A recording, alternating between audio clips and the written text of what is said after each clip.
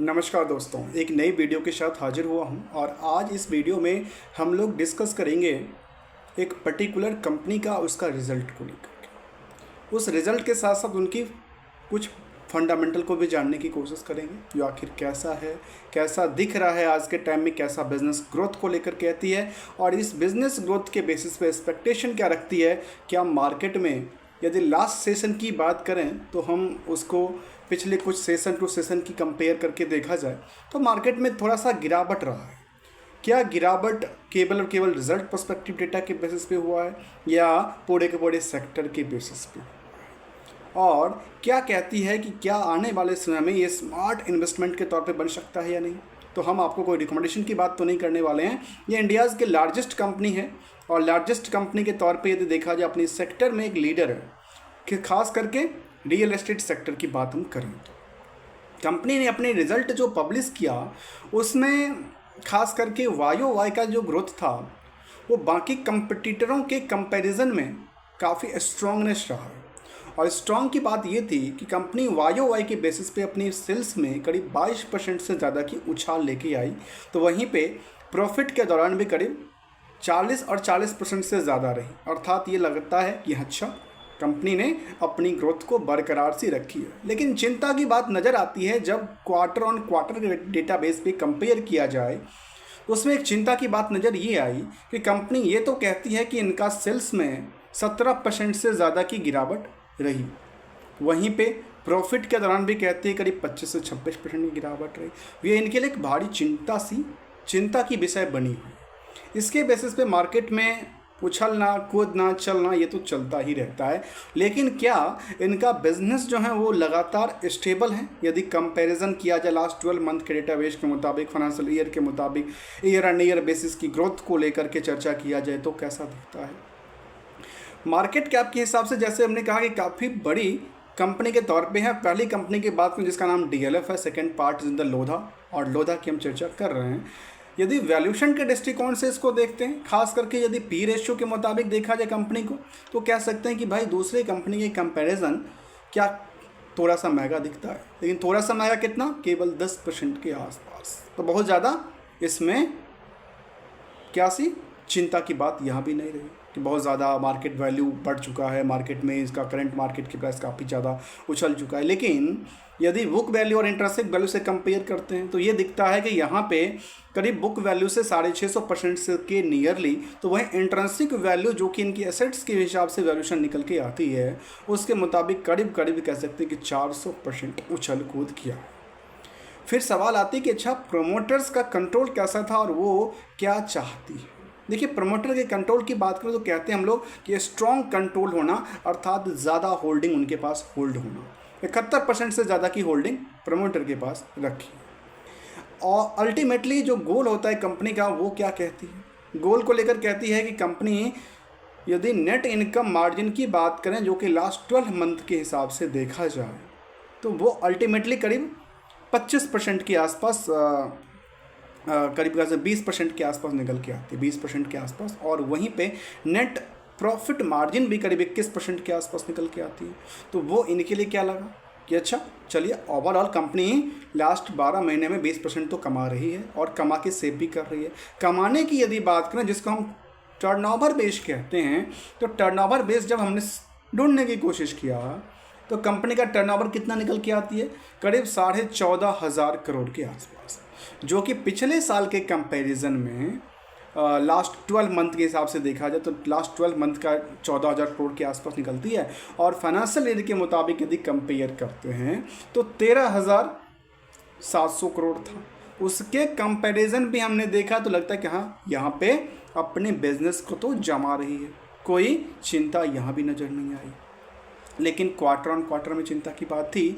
तो वहीं पे यदि कंसोलिडेटेड डेटा की बात करें, जहाँ पे एक ईयर ऑन ईयर बेसिस के मुताबिक, जिसको हम CAGR के डेटा कहते हैं और एक कंपाउंडेड डेटा की बात कहते हैं, तो सेल्स में ऑलमोस्ट 3 साल में करीब 14% तक की वृद्धि थी। तो लास्ट 1 साल की बात किया जाए तो करीब 25% तक वृद्धि दर्ज करती है, जो कि इनके लिए क्या लगता है कि पिछले साल से बेटर कामकाज कर रही है।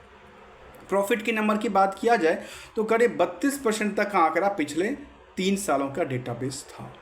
लास्ट 1 साल में देखा गया तो करीब करीब ये चेंज होके 32% से चेंज होके करीब 54% पे चलना इनके लिए एक बड़ी अचीवमेंट मिला है।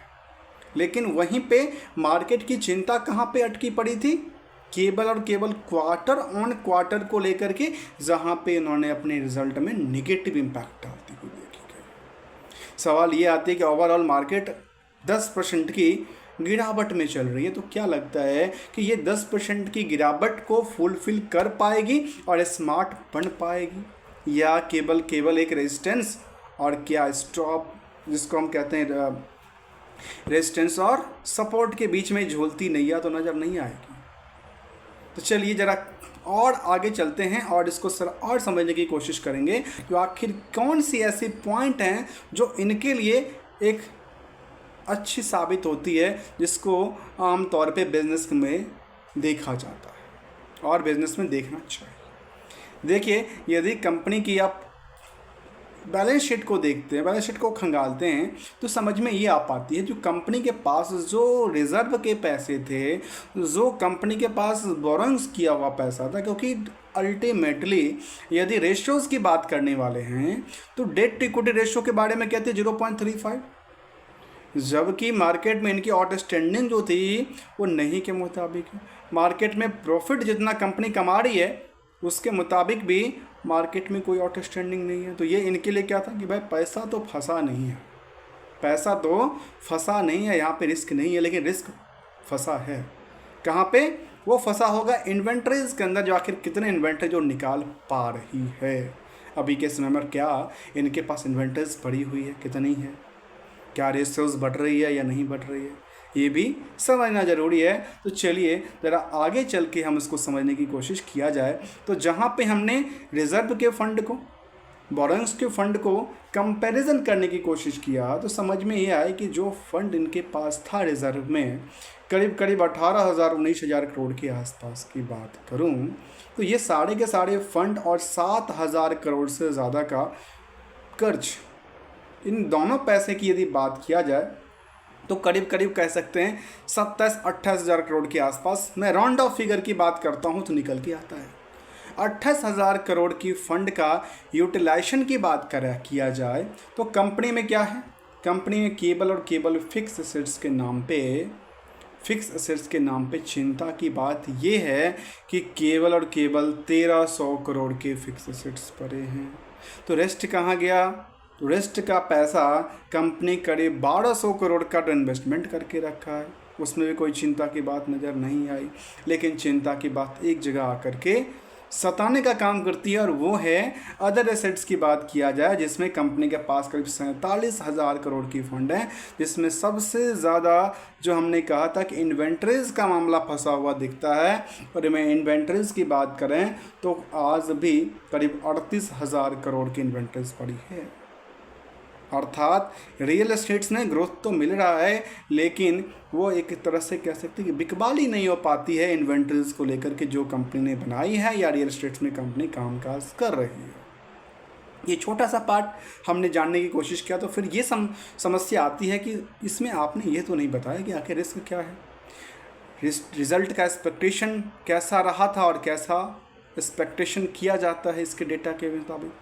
तो देखा जाए तो हम अगले प्रेडिक्शन की बात तो बिल्कुल नहीं करने वाले हैं कि आखिर स्टॉक की प्राइस कहाँ जाएगी, कहाँ रुकेगी, लेकिन इस बिज़नेस को लेकर देखा जाए तो जो एक बड़े दिग्गज कंपनी है वो हमेशा एक्सपेक्टेशन के साथ ये चलती है कि हम जहाँ पे पड़े थे वहाँ से थोड़ा सा ग्रोथ हासिल करें।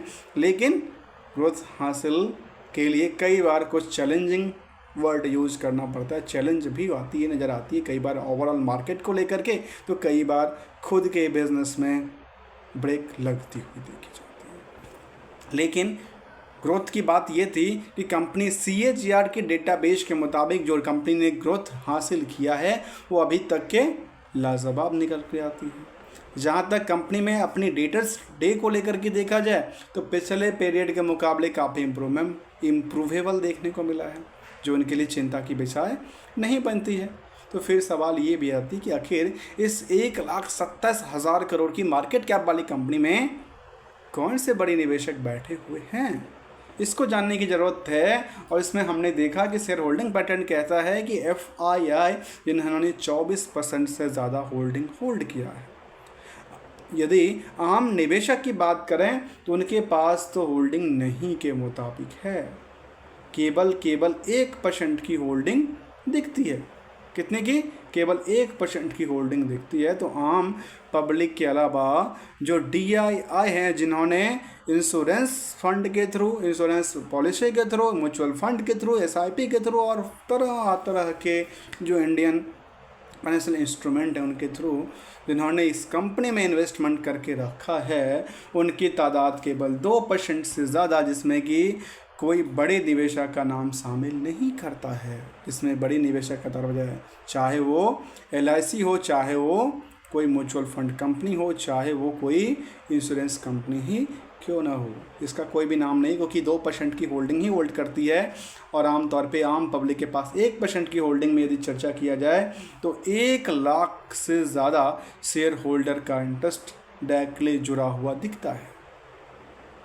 फिर सवाल आपने ये नहीं कहा कि आखिर होगा क्या। देखिए दोस्तों, यदि मार्केट के स्ट्रेटजी को हम चार्ट लेवल पे जाके देखा जाए तो यहाँ पे मार्केट में एक रेजिस्टेंस और एक सपोर्टिंग जोन में मार्केट कई बार ऊपर और नीचे चलती रही है। जब जिसका मौका मिला, एक तरफ लोग खरीदते हैं, दूसरी तरफ लोग बेचते हैं, जिसको जैसे मिला अपने पॉकेट में डालने का काम किया। इसलिए कहते हैं कि गोल्डन रूल ये कहता है कि मार्केट में जब भी मौका दे तो पॉकेट में डालिए, और जब मार्केट में मौका बनाने का हो तो पॉकेट से निकालिए, तभी तो मार्केट में कुछ बड़ी मिलता है।